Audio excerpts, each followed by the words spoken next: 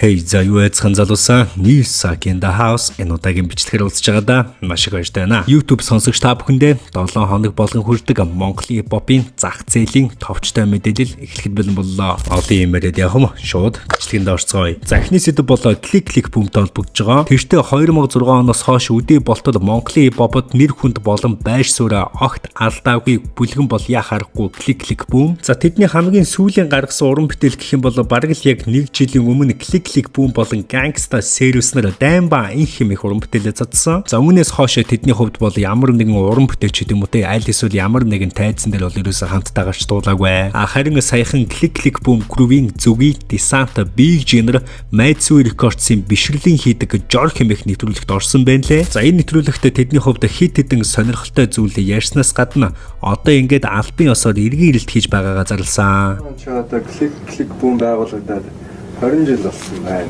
20 year in the game. Харин тийм хурдан юм аа. Тэгээ нэг мэдхэд л бас. Одоо бид 11 сарын 2006 оны 11 сарын 18 байгаа байхгүй юу? Бид яг ийм яг огноотой. Тэгээ тэрнээс өмнө одоо нэг жил мөлийн өмнө юм яг гангста сервис яг байдаг байсан. Тэгэл нэг дуу муу бичүүлээл. Тэгээ дуу гэж мөрөөл ерөнхийдөө явандаа ингээл танилцаал. Одоо чи яг CCB-д хэдүүлээ байна вэ? CCB одоо эсвэл байгаа. Одоо эсвэл. Яг дуу хийж байгаа нь итгэвтэй байгаа нь гэвэл одоо К гуруулаа бид гурвал байна да тийм. За итгэвчүүлийг үл хэдний итгэвчхээр одоо ер нь итгэвч гэж байгаа шүү дээ. CCB-гээрээ тийм. Тэгээд итгэвчлтийнх нь эхний хэсэг нь энд ингэ явж шүү дээ. 2026 он бол клик бүүм крувийн 20 жилийн ой гэдгийг рэпер Sant бол яг тодотгож хэлж байна л да. Энэ онд өөрсдийнхөө албан ёсны итгэвчүүлэлтээр дамжуулан клик бүүм хамтлагийн хувьд 20 жилийн ойн тоглолт гэж хийх өндөр магадлалтай гэж бодож байна. Хэрвээ тэд үнэхээр л тоглолтоо хийх бол яг 10-11 сарын орчинд бол хийж магадгүй. За тэгээд багасаа сонсож өссөн клик бүүм крувийн тоглолт хаана хизээ болох нь хамаагүй. За 20 жилийн ойн тоглолтыг нь бол заавал үзэх ёстой гэж бодож байна. За тэгээд өнгөрсөн 7 хоногт CCB крувтэй холбоотой нэг иймэрхүү мэдээлэл хоолны анхаарлыг татлаа. MLB-д Newsak нэрээр 200 урамшууллаа. Дараагийн сэдв бол бас NCDF-тэй тун төстэй сэдв байгаа. Тэгээд 2026 онд эргэн ирэлтийн албан ёсоор зарласан өөр нэгэн хип-хоп артист бол рэпер Сашуга. За түүний хувьд бол та бүхэн мэдж байгаа шүү дээ. Бараг л 2 жилийн хугацаанд ямар ч уран бүтээл хийгээгүй тун чимээгүй байсан. За энэ хугацаанд яг яагаад чимээгүй байсан, яг яагаад алга болсон талаараа бас өөрөө албан ёсны мэдээлэл хийжсэн. Өөрийнхөө сайн сайхнаас суралцъя. 1 жил ерөнхийдөө байхгүй хугацаанд сонноос багшилсан байгаа. Яаж явж байгаа багшилч байгаа гэвэл би он гарахын өмнө Монголд очиод биш шинэ жилээр Монголд очиод он гарч байхад тэгээд 1 сард ерөнхийдөө гэр бүлээсээ бусад хүмүүстэй холбоогоо таслаад одоо ганцаараа бай гэж бодсон. Юм бодох хугацаа хэрэгтэй байсан. 2 сарыг дуусгаад ерөнхийдөө тэр хугацаанд зөндөө юм болж байгаа шүү дээ. Юм сурах хэрэгтэй байна те. Юм ий сурах хэрэгтэй байна гэл. Тэгээд яг болтолсон. Маа гэр бүлээрээ ярилцчаад энэ юм байна гэж бодвол тэгээ анх 3 дугаар сард сургалтанд бүртгүүлээд тэгээд явсан. За рэпер Сашийн хувьд болоо саяхан рэпер Гинжинтэй хамтран ахын чамаас дүү хэмээх уран бүтээлээ олцаадсан. За энэ дууны комент хэсгийг харж байхад бол рэпер Сашийг сонсогчдод тун айтаахнаар тун гоёор хүлээж авч илээ. Харин зарим нэгэн хүмүүсийн комент бол Гинжин болон Фланер хоорондоо найзууд найд чинь лойжчихсан штэ. Чи Флата бифтэй бидтэй. Нэг иймэрхүү сэтгэлдлүүд бас мэрсэр харагдчихсан. За мэдээж хэдэн жилийн өмнө нэгэн цаг үед бол рэпер Фла болон Саш гэсэн биф бас тэ Монголын хип-хопыг нэлээд томор хамарч ирсэн. Гэхдээ саяхан даруулсан энэ зурагнаас харахад рэпер Фла болон Саш нарын хооронд бол тэ ямар ч биф байхгүй. Асуудал бол аль хэдийн дууссаныг бол бид бүгд харж болохоор байна. Энэ жилийн сонсогчдын хувьд бол рэпер Саш тайзан дээрээс яа харахгүй сонсогчдын дунд маш том хүлээлттэй байгаа артистуудын нэг. Харин цаадны ч хувьд саяхан нэг ярилцлага өгөхдөө энэ жил ганцхан стадионы том шоунд оролцсон. Тэр шоунд бол зуны зугаа тоглолт байх болно хэмээн бас өөрөө мэдгдсэн. Энэ зам бол зөвхөн зуны зугаа дээр л байгаа да. Өөрийгөө мэдэхгүй байж. Вау. Зөвхөн зуны. За тэгвэл зуны 100 дээр л зөвхөн Сашиг сонсох юм биш үү? 5 дугаар сарын 30-нд тий. За дараагийн сэдв рүүгээ шууд ингээд залгаад орчих. Гадаач гой дулаахан болж гин, зун болж гин, октод залуучуудж хувцаа нэмгэлж байна. Мэдээж захаасаа Монголын стадионы шоу тоглолтууд ч эхлэхэд бэлэн боллоо. За энэ жилийн хамгийн ихний шоу тоглолт бол 5 сарын 23-нд эхэлж байна. Рэпер Тандрын Тэнгэрийн хэмээх тоглолт болно. За тэгээд Тандрын хувьд бол та бүхэн мэдж байгаа сүүлийн хэдэн саруудад бол клипэн дээр маш их анхаарсан. Тэгээд маш гоё клиптэй дуунуудыг бол сонсогч биднэрт үзүүлж байгаа. За тэгээд Монголын залуу үеийн төлөөлөл болсон Тандрын тоглолтод бол томоос том амжилтыг хүсье. За дараагийн тоглолт нь бол 7 хоногийн дараа 5 сарын 30-нд рэпер Гинжингийн 100-ны 6 тоглолт. Харин үүнээс ахиад 7 хоногийн дараа дуучин Саран Туяагийн Хайрын бурхан тоглолт. За тэгээд мөн л адилхан 7 хоногийн дараа буюу 6 сарын 13-нд Social Play Park дээр Wandy Bog-ийн 10 жилийн ой. За гих мэтчтэн бол 7 хоногийн зайтай Монголын шоу тоглолтууд болно. Өнөөдрийн бичлэгний хамгийн сүүлийн сэдв татарын мөөгийн холбогдож байгаа. За одоогоос 3-7 хоног орчмын өмнө 4 сарын 27-нд рэпер Гинжин болон Big G-ийн No Sэлгийн хэмээх дуу цацагдсан. За энэ дуун дээр бол та бүхний мэдэж байгаачлан рэпер Big G хит хитэн хүн рүү бол дис хийсэн. За тэдний нэг нь бол татар хамтлагийн мөөгийн ах байсан. За түүнд зориулж рэпер Big G дараах мөртийг шийдсэн. Сонгуул цэлгээ болж орохын тулд төрсөн нэрээ солидгүй. За үүнийх нь хариуд бол татарын мөөгийн ах тэр даруйд нь стори хийгээлтэй янз бүр болоод мэдээлэл хийгүүгүй ч гэсэн дуу цацагдсанаас 7 хоног орчмын дараа за нэгэн хэвлэл мэдээллийн сайтд бол нэг иймэрхүү ярилцлагыг өгсөн. Хэлээд бол яг манай G маань бол намайг яг хийсэнгээ хүмүүс найзууд хэлсэн. Тэгээ би бол нэрээ солиогүй, нэрээ нэмсэн байгаа. Сонгуул цэлгээ болж орохын тулд төрсөн нэрээ солидгүй. Намайг одоо дугрын мөнгөчлөн татаар гэдэг нэрлэх ёстой. Тэгэхээр бол манай рэпер G маань бол жоохон буруу андуурж бас дийсэн байлээ. Гэхдээ би бол одоо тийм хэрүүлэр одоо уран бүтээл хийдэг хүн биш. Манай татар хамтлаг бол тийм учраас одоо хариу үйлдэл хийхгүй. Хэрвээ шаардлага үүсвэл одоо харин жинхэнэ одоо юуны дэмжээн дээр гардаг юм те. Одоо боксинг дэмжээн дээр гардаг юм уу яа гэдэг те. Өрн дууддаг юм уу яа гэдэг. Одоо тэгж асуудлыг шийднэ үхээс би бол хэрүүлэр шийдэхгүй л гэж бодож байгаа. За мөөгийн ахын хувьд бол татар хамтлаг ерөөсөө хэрүүлэр ингэж уран бүтээл хийдэггүй. Хэрвээ харин шаардлагатай гэж үзэх юм бол рингэн дээр гараад учраа болж олно. За нэг иймэрхүү зүйлийг бол ярьж шүү дээ. За энэ үгнээс нь харахад бол энэ бифийн хувьд цаашдаа ямар нэгэн уран бүтээлийн төвшөнд бол ерөөсөө үргэлжлэхгүй бололтой. За тэгээд ч угаасаа яг одоогийн төвшөнд Монголын хипхопын өвжийн нартай нэг рүүгээ парттай дис дуу хийнч гэж юу байх вэ? Рингэн дээр гарцсан хоорондоо зодтолтоод бас хүн амьтаг хөгжөөгөө байж инч гэж юу байх вэ? Энэ бифийн хувьд бол тэ мэдээж ингэж цаашаага үргэлжлэх магадлал бол том баг. Мөөгийн ахын энэ мэдээллийн дараа бол рэпер Big G ахаас ямар нэгэн стори ямар нэгэн хариу мэдээлэл бол ерөөсөө огт гараагүй. Яг нь энэ бифийн хувьд бол цаашдаа үргэлжлэх магадaltaй ганц л chance байна. Тэр нь юу гэх юм бол татар хамтлаг болон рэпер Big G те цаашд гарах уран бүтээлийнхаа ганц хоёр мөртөд нууцаарч байд юм уу, ихтэрч байд юм уу те нэг иймэрхүү мөр хаях бах нэг рүүгээ. Түүнээс бол те одоо ингэж нэг лүүгээ дис хийгээл чи ингэдэг тэгдэг гэдэг стори хийгээл тийм бол мэдээж байхгүй. Энэ бол 100% баталгаатай. За тэгээд ямар ч тач хэсэг хугацаанд Монголын өвжийн рэперүүдийн энэ биф гэх юм уу те энэ үйл ойлголцлоос хэсэг хугацаанд анхаарлыг татлаа. Айгүй entertainment байла. Мэдээж цаашдаа юу болох нь бүх зүйлийг бидэнд цаг хугацаар за юу яцхан үзэгчтэй Newsack in the house энэ удаагийн бичлэгээр уулзж байгаа да. Маш их баяртай байна. Тэгэхээр та бүхэндээ 7 хоног болгон хүрдэг Монголын хипхопын товчтой базаа мэдээлэл хүрэхэд бэлэн боллоо. Олон юм яриад явах шууд бичлэгэнд орцгоё. За эхний сэдв бол рэпер Mrs M болон дуучин Замлин нартай холбогдож байгаа. За юутач рэпер Mrs M-тэй холбоотой сүүлийн үеийн мэдээлэл гэх юм бол цаачин 2026 он гарсаар тун нам гүн байгаа. Гэхдээ Гинжин болон Mrs M-ийн хар савих ба хайрын загталтай нэртэй энэ цомог нь бол ерөнхийдөө бол хийгдэд явж байгаа байх. За өнгөрөх 7 хоногт бол рэпер Mrs M-ийн нэр Замлин хэмээх нь уран бүтээлж авахгүйтэй бол нэлээд холбогдож сошиал дээгүүр бас нэлээд мэдээлэлүүд явсан. Тухайлх юм бол дараах сайт дээр дуучин Ж Замлин дуучин Mrs M-д хамтран дуу хийхэд санал тавихад сонирхолтой хариулт өгчээ. Өвөө би тантай одоохондоо дуу хийхгүй хэмээн хөвгөлтэй байдлаар хэлсэн ч дараа нь хамтарч магадгүй гэдгээ илэрхийлсэн байна. Түүний хэлснээр Mrs M Герман улсаас дөнгөж ирээд нэлээд ядарсан байсан бөгөөд энэ удаад амжихгүй болсон аж. Харин цаашдаа цаг хугацаа тааруулах хамтарч шинэ уран бүтээл хийх боломжтой гэдгээ дуулгажээ. Фэнүүд нь ч хоолойны өнгө гоё зохицох байсан хамтарсан дуугаар бол хит болох байлаа хэмээн сэтгэлдээ үлдээж байна. За тэгээд нэг иймэрхүү мэдээлэл цацагдсан хэдүүлээ тэгээд дараах бичлэгийг үзцгээе. Би хин Тамиратай хамтарч дуу хийгээд гэсэн чи өвөө би тэнтэй хамтарч дуу болохгүй гэсэн шүү дээ. Мэрсэн гэдэг л хин блэ. Мэрсэн бил. Их тул явах чинь Мэрсэн. Өө тэгээд тантай хамтарч дуу хийхгүй л гэсэн. Яг хөө тэгээд цаг хугацаа харуулах байлгүй. Тэгээд би бол айтайхан нэг шинээр ихлийгээд айгуугаа дуу зөхөөгөөд яасан. Тэгээд өөрөө дуугаа сонсч үзээгүй.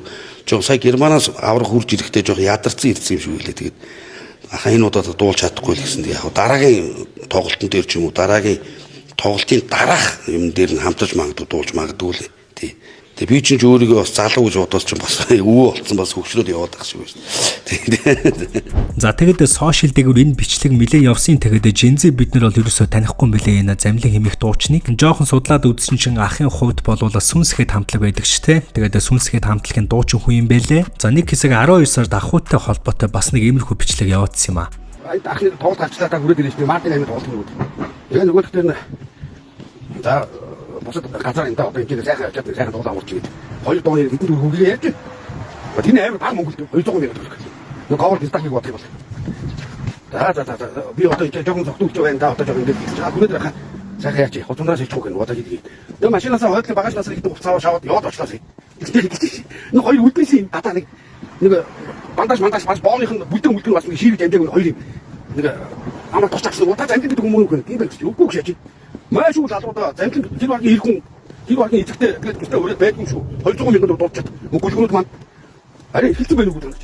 За судалгаа хийж явж байхдаа анзаарсан зүйл нь ахуйгийн хувьд бол тэ угаасаа эртнээсээ алдартай дуучин байсан сүнсхийн хамтлагийн саяны бичлэгээс үздэнчлэн ахуйгийн хувьд бол тэ сүүлийн 1 жил гарны хугацаанд аягүй тийм сэтгэл санааны дарамттай энэ бүх дарамт шалтгаан нь бол эхнэрээсээ салсантай холбоотой юм байна. За ахуйгийн хувьд бол саяхан энэ зооноос гаргаад бүхэн өргөнд бол тоглолтоо хийсэн байна. За тэгээд хамгийн сонирхолтой хэсэг нь дуучин жаргал сайхан байдаг шүү дээ тэ Монголын маш алдартай дуучин.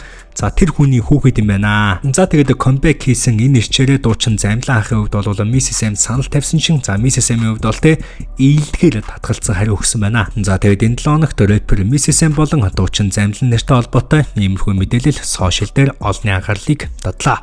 MLB-д Newsack нэрээр 200 урамшууллаа. За дараагийн сэдв бол аялагчтай холбогдож байгаа. Тэгээд зарим нэгэн залуучууд угаасаа аялагчхыг мэдж байгаа да. Хөгжмийн продюсер, beatmaker тийм залуу байдаг. За ахуйгийн хувьд бол сүүлийн 3 жилийн хугацаанд бол Монголын хипхопд нэлээд идэвхтэй ажиллаж байгаа миний ажигласнаар. За түүний хувьд бол зарим нэгэн хипхоп сонирхдаг залуучууд угаасаа мэдж байгаа 3А төслийг одоо хэрэгжүүлж исэн. Тэгээд тэр төслийнхөө хүрээнд эхний ажил нь бол өмнө жил Сонс гэдэг хөгжмийн фестивалыг бол Монголд зохиосон олон улсын. Тэрэн дээр бол та бүхэн мэдж байгаа Үүрэн Монголоос уран бүтээлч рэперүүд маань ирсэн. За тэгээд дэлхийн хэмжээний од ирсэн гэдэг ч юм уу. За тэгээд бүр сайн таниулж өгөх юм бол Psycon болон Гинжинэр хамтдаа Joki Vite Jelly гэдэг дуу исэн штэ. За тэр дууг хийсэн үнэлгээ ойлгочихсан юм. За тэгээд үүнээс гадна цаадны чивд бол энэ Өвөрн Монгол, Ар Монгол гэсэн хамтарлуудыг өмнө жил хийсэн. Энэ нь бол надад айгүй их таалагдсан. Үүнээс гадна бас цаадны чивд аялагч 21 гэдэг төсөл зохиогоо тэгээд Монголын 21 аймагт зориулсан 21 баримтат кино, 21 дуу, 168 хөгжмийн бүтээл төөрөх гэж байгаа юм байна. За тэгээд энэний гол зорилго нь болохоор орчин үеийн өв соёл онцлогийг орчин үеийн хөгжмөнтэй нэгтгэх зорилготой иймэрхүү гоё төсөл юм байна. Хөгжмийн зохиолч аялагчийн хамгийн ойрын хийж байгаа ажил нь Аялагч World Music Journeys хэмээх ажлыг бол цаашин хийгээд эхэлсэн байгаа юм байна. За энэ нь болохоор айгүй гоё юм билээ. 9 өөр улсын уран бүтээлчтэй хамтраад за тэнгуүтээ улс болгоны онцлогийг шингээсэн за тийм хөгжмийн цомог хийж байгаа юм байна. За энийг айгүй зөв хийгээд айгүй гоё амжилттай явуулчих юм бол олон улсын хэмжээний хөгжмийн цомог бол болох бүрэн боломжтой. За уран бүтээлч гэдэг нь ерөөсөө рэпер хэлээгүй шүү. За мань үний хувьд бол тэ өөртөө адилхан яг 9 өөр улсын хөгжмийн зохиолч, битмейкер, хөгжмийн продюсертай л хамтран ажиллана гэсэн үг. За эхний хамтрах хүн нь бол тодорхой болчихсон байгаа юм байна. За энэ нь бол Эквадор улсаас гаралтай. Тэгээд Герман улсад уран бүтээлээ төөрөвдөг дэлхийд айгүй алдартай Pamplot хөгжимчин Leo Rojas хэмээх энэ ахуйтай хамтрахаар болсон юм байна. За ямар хүнтэй хамтарч байгаа гэдэг YouTube хуудас руу ороод харсан чинь 3.9 сая дагагчтай. За тэгээд 460 сая 399 сая гэдэг ч юм уу те. Угаасаа ойлгомжтой. Биднээсийн хүүхэд байхасаа сонссон нэг хөгжмийн аялал байдаг шүү дээ. За энийг зохиосон хүн юм бэлээ.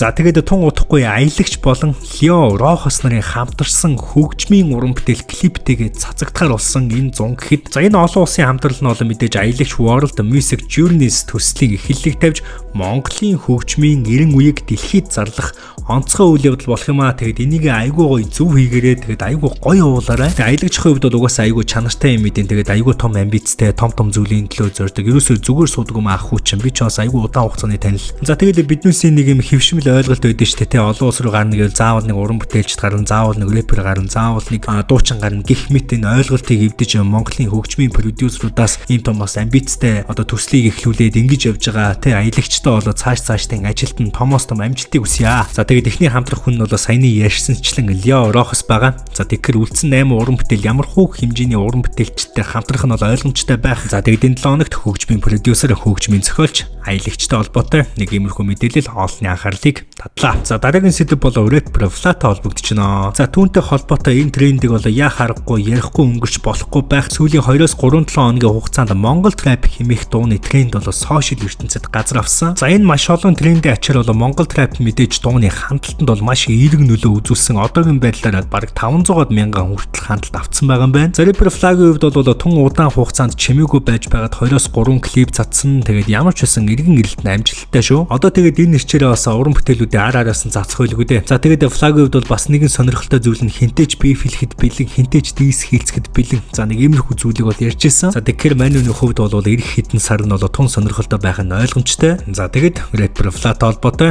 нэг иймэрхүү мэдээлэл олонний анхаарлыг татлаа. За дараагийн сэдэв бол Монголын стадионы шоунуудтай холбогдож байгаа. Тэгээд энэ зуныг нээж Morning Star хамтлаг хамгийн анхны Монголын стадионы тоглолтыг хийлээ. За энэ тоглолтын хувьд бол Social Play Park дээр болсон. Тэгээд Morning Star хамтлагтай жүүж ярих уу сүүлийн 2 жилийн хугацаанд бол тэд яг эд prime time дээр байна. За дуучин Morning Star-ны хувьд бол эхлээд гарч иж байхдаа бид нарт дуучин ч юм уу рэпер ч юм уу те иймэрхүү мэдрэмжийг өгдөг байсан бол за чин тэгээд яг өөрийнхөө ярьж төлөвлөж байснаар амьд хөгжмийн хамтлаг байгуулад за тэгээд яг Монголын эд үдээрээ явж байгаа номер 1 амьд хөгжмийн хамтлаг болж чадсан байж тээ. Хийж марахгүй байх. За тэгээд 5 сарын 22-ны орой болсон тоглолтыг бол мэдээж Social Play Park дөрвөн хүмүүс үзсэн байлээ. Тэгээд тоглолтын торгон акшн тоглолтын хэсгээс та бүхэндээ үзүүлье.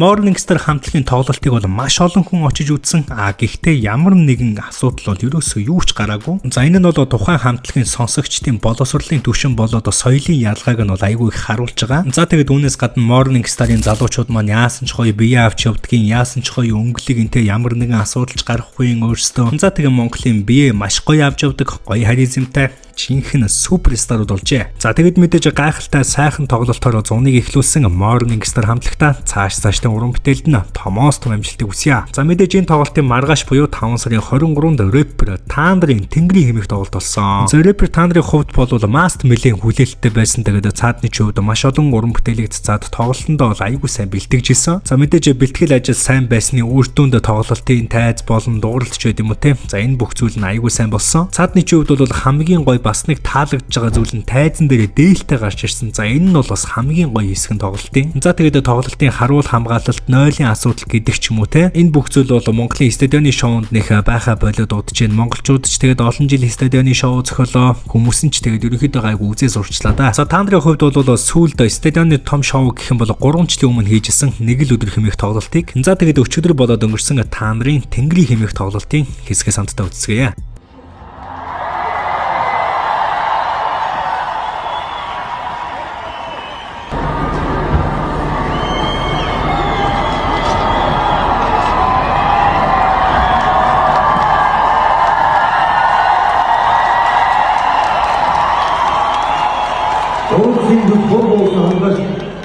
Атгахын бол хатсан шонгор шиг хатан туулын уснаас нь ундаасан халуунсус Монгол хүмүүс сайн байна уу?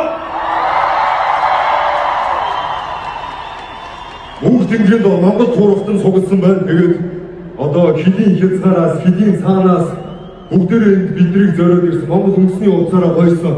За оюугүй ч гэсэн энэ үндэсний хэм маягтай тоглолтоо үнэлээд ирсэн бүх хүмүүстээ маш их баярлалаа.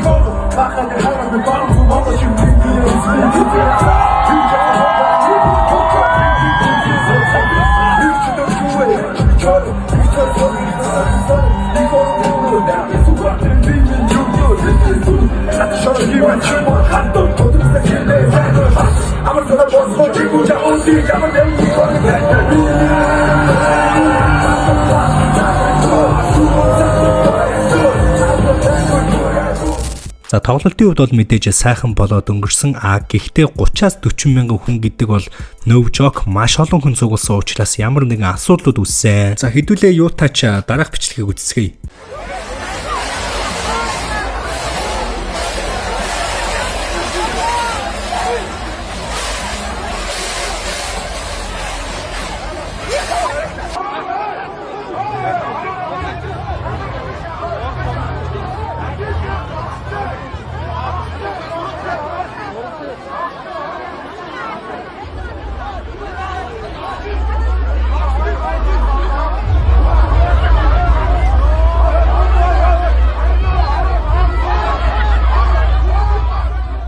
За үүдэн дээр яг яагаад ийм асуудал үүссэн талаар Б оргил туяа хэмээх эмэгтэй та нарын тэнгэрийн тоглолтын групп дээр ингэж бичсэн. Мөнгө төлөөд билет авсан ч QR-аараа орж болохгүй бугуйчаа авч орно гэд тоглолт эхэлчгээд байхад очрлуулж цаг гарan зогсоосон. Тэгснээ гинэт Shopee бугуйчаа дууссан гэх шалтгаанаар цаг гарan очрлсон хүмүүсийг буцаад таргээд тодорхой шалтгаан хэлээгүй тараасан. Тоглолт эхлээд 2 цаг гарan болж байхад ямар ч шийдэл байхгүй. Бас бугуйчаа авсан хүмүүс ч адилхан орж чадахгүй зах замбраагүй маш олон хүн зогссоор байсан. QR-аа үзүүлээд орж болохгүй юу гэж маш удаан асуусан. Манай асуудал биш, Shopee-гийн асуудал гэд хамгаалагч нар нь оруулахгүй байсаар эцэст нь хүмүүсийн төвчээр тасарч тоглолт дууслаа штэ мөнгөө төлсөн ормоор байна гэд дайрч эхлэн эмх замбраагүй байдал үүссэн. Маш олон хүн ухаан алдаж гэмтсэн.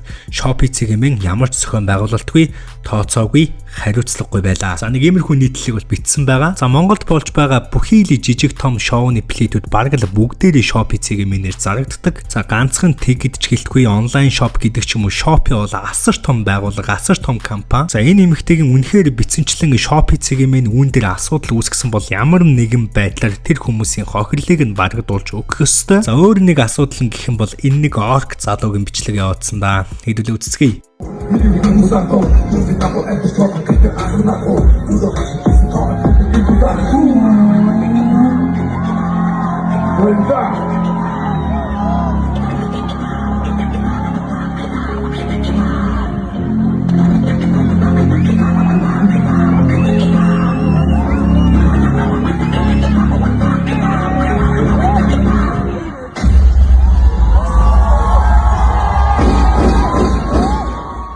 За энэ залуугийн хувьд бол бусдыгаа хүндлэхгүй нэгдүгээрт хоёрдугаарт бол төрийн албан хаагчийн тавьсан зөв шаардлагыг бол ерөөсөө хангаж чадахгүй байгааг харж шүү дээ. Олон нийтийн газар зөв сайхан соёлтой тоглолт үзэж чадахгүй бол яшиг иймэрхүү үйлдэлээ зүгээр л бүр хөдөөний мал дээр гаргадах үү. Гэхдээ 5 сарын 24 буюу өнөөдөр өглөө IC цэгийн мэндэр нэг иймэрхүү нийтлэл гарсан. Тэнгэрийн тоглолтын үеэр цагдаатай сөргөлдсөн иргэнийг цагдаагийн байгууллагаас шалгаж эхэлжээ. Артист Б үлзий учрал буюу Тандерзийн тэнгэрийн тоглолт өчигдөр 5 сарын 23-нд төв цэнгэлд хүрээлэнд болж өндөрлсөн. Тэгвэл тэнгэрийн тоглолтын үеэр согтууруулах ундааны зүйл хэрэгэлсэн зарим мэргэд нийгмийн хэв журам сахиулж байсан цагдаагийн албан хаагчтай сөргөлдсөн. Бусдын амар амгалан байдлыг алдагдуулсан тохиолдол гарсан.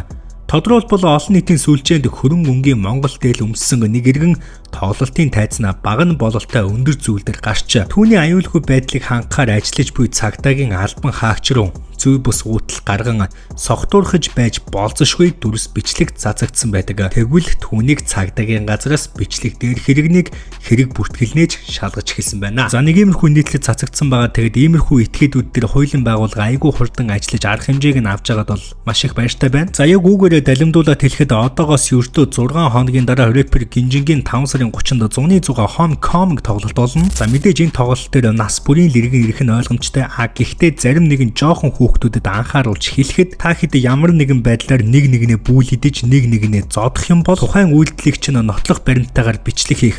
Аль эсвэл чамд зодуулсан, чамаас болж хохирсон хүн гомдол гаргах юм бол чи маш баян айлын аль эсвэл ямар нэгэн нэр нөлөөтэй айлын хүүхэд биш л бол цагдаа дээр сар ачигдана. Одоо 2026 он штэ юмныхаа наад цаатгыг мэдчихийж л дараагийн үйлдэлүүдээ хийгээрэй нөхдүүдээ. Тэгээд ийм сайхан насан дээр жоохон үйлдэлс болоод шоронд орчих юм бол маш харамсалтай үсттэй. За мэдээж тоглолт руугаа эргээд ороход нэг иймэрхүү асуудлуудыг тооцох юм бол рэпер Тандрын тоглолт үнэхээр тасархай болсон.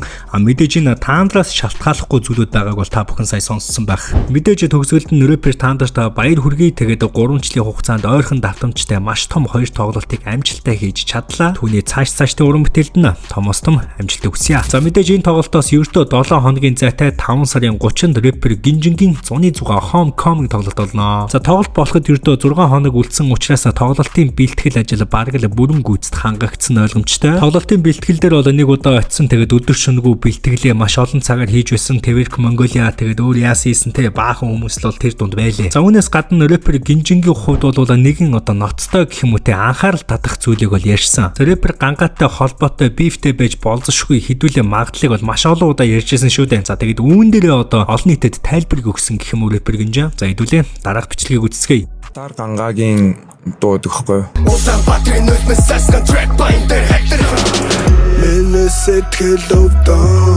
Намайг тэр дуу тэр чигээр дийсэлж гин гэж угаасаа л тийм биш.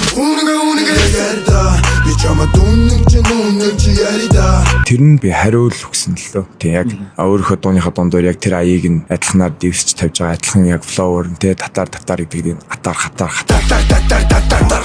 хатар чадахгүй дандаа чэцэг гатар пистакоди хантыг хатар барахгүй данар зөвлөж шийдсэн л юм. Тэгэхээр тэр дууны миний яг зорьсон зорилго бол яг хүн амтан муулах биш. Би дуулсаар ирсэн миний одоо нэг гол жанжин шугамч гэх юм уу те зүгээр л хөдөлмөрл мөнгө ол хаасл хийгээд 24/7 зүтг гэдэг тэр юмар би ерөнхийдөө гаргасан. Тэгтээ дундуур нь мэдээж над руу хүн дийслэ дуу хийцэн амж те зөрүүлж бас тийшээ нүг шийдсэн тийм л юм баг. За энэ хоёрын хувьд бол сонсогчдын дунд урт хугацаанд ийм бифтэй байгаад байна уу гэсэн асуултын тэмдэг бол яваадсан. За үүн дээр нь бол рэпер Гинжин иймэрхүү тайлбарыг хийж гинэ гэдг нь ерөнхийдөө бол хүлээн зөвшөөрсөн маркийн сонсогдож байна. За өмнө нь бол тус хоёр рэпер маань ерөөсөн асуудлын талаар ингэж нээлттэй бол олон нийтэд ерөөсөө ярьж байгаагүй. Харин тус нэвтрүүлгийн хөтлөгч нь энэ асуултыг асуусанд бол айгүй их баярлалаа. За Gangbang Гангагийн хувьд бол ирэх хоногудад ямар нэгэн мэдээлэл өөрийнхөө сошиал дээр бичих нь яах нь ийх нь гэдэг нь бол угаасаа олон нийтийн анхаарлыг одоо шууд автоматар татаж эхэлж байна. За энэ хоёрын асуудлыг бол мэдээж цаг хугацаа бүгдийг нь харуулна. 6 сарын 6-нд дуучин Саран Туяагийн Хайрын бурхан хэмээх тоглолт стадионд болох бол за үүнээс бас 7 хоногийн дараа Вандиба амтлагийн 10 жилийн ойд 6 сарын 13-нд Social Play Park дээр болно. За хамгийн сонирхолтой нь гэх юм бол тоглолтын тасалбар одоогийн байдлаар 95% нь sold out болчихсон гэж байна. Яг одоо хүртэл болсон аль эсвэл зарлагдсан байгаа тоглолтуудаас хэнийхэн ч борлуулалт үдий түвшинд бол ийм байгаагүй. За 6 сарын 13 хүртэл стадионы гадаа энэ янзаар болоод тасалбар борлуулагдахгүй бололтой. Тэм учраас та бүхэн цаа хоёрын тоглолтын пледийг яаралтай худалдаж аваарай. Shopee-ийн болон Portal-ийн GS болон CU-гийн бүх салбараар болоод тоглолтын тикет зарагдж байгаа. За өнөөдрийн бичлэгний хамгийн сүүлийн сэдв Rap DJ-тэй холбогдож байгаа. За Rap DJ шоуны season 4 эхэлчихсэн. Тэгээд эхний 2 эпизод цацагдсан. Маш олон хүний анхаарлыг татаад тун гоё явж байна. За миний хувьд бол энэ шоуг бүр эпизод 1-ээс нь үзсэн. Тэгээд үзээгүй дугаар гэж байхгүй. Халгасалгүй байг бүгдийг нь үзэж байгаа. За season 4-ийн хувьд бол нэлээд үзээтэй байх шинжтэй. Тэгээд ялагчин шууд бас тэргээд хэлж чадахгүй нэлээд өрсөлдөөнтэй. За үүнээс гадна бол манай хуучин баатлерууд маань ихэнх нь level up хийж орж ирсэн байна лээ. Тэгээд шинэ оролцогчдын хувьд бас нэлээд сайн байсан шүү. За тухайлх юм бол шилдэг шинэ оролцогчдын хувьд Баян аав, Баяра, Даазлар, Жав хэмээх бол залуучууд байсан. За level up буюу өмнөхөөсөө илүү ур чадвар нь бүх талаараа сайжирсан баатлуудын хувьд бол Everest, Nobi, BGK, Zumbe, Sleepy, Sumya, Colin хэмээх бол баатлууд байсан. За season 4 дээр ялагч болох магадлалтай 5 баатлыг бол би бас жагсаасан байгаа. Chibrushka, Ganzo, BGK, Dazzler, Lastix. За би бол эдгээр 5 оролцогч төр бол favorite байна. За та бүхэн бас comment хэсэг дээр season 4-ийн ялагч байж болох 5 оролцогчийг нэрлээрэй. Тэгээд Rap DJ-гийн оролцогч баатлууд бол үнэхээр гоё үлээ. Бүгдээрээ аюулгүй гоё, эерэг, фаны, ур чадвартай байлээ. Харин зүгээр миний ажигласнараа зарим нэгэн баатлуудын маяг тэр эгонд эндсэн байлээ шүү. Одоо яасан ч гэж маяг нь нэгтэд яасан ч гэж ээгэр хоод байгаа юм те. Цаашдаа бол энэ зүйл дээр аюулгүй их анхаарах хэрэгтэй юм шиг санагдсан. За тэгээд ямар ч тач Black Squad, Rap DJ, Mebrandt бүгдэнд нь бол Томас том амжилтыг хүсье. Монголд бол үнэхээр гоё зүйлийг хийж байгаа шүү. Энэ удаагийн бичлэг маань үүгээр өндөрлөж байна. Тэгээд нэлээд урт хугацааны базаа бичлэг болчихлоо. Бичлэгийг маань энэ хүртэл үзсэн та бүхэндээ маш их баярлалаа. Subscribe дараагүй бол subscribe дарж манай сувгийг дэмжээрэй. Бичлэг таалагдсан бол лайк дарахаа битгий мартаарай. Сак аут. Түр баштай үзэгчтэй.